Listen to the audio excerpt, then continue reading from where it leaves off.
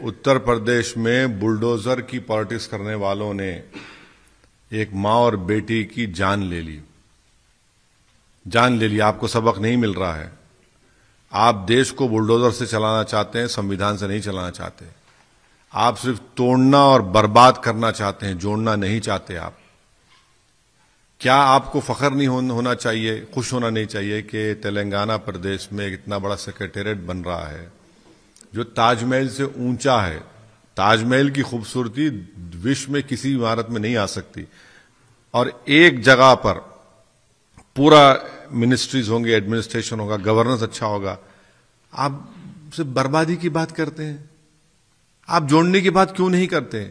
सिर्फ बुलडोजर लगाएंगे, तोड़ देंगे, मिटा देंगे। कब तक आप ये बात करेंगे? क्या हासिल होने वाला है आपको?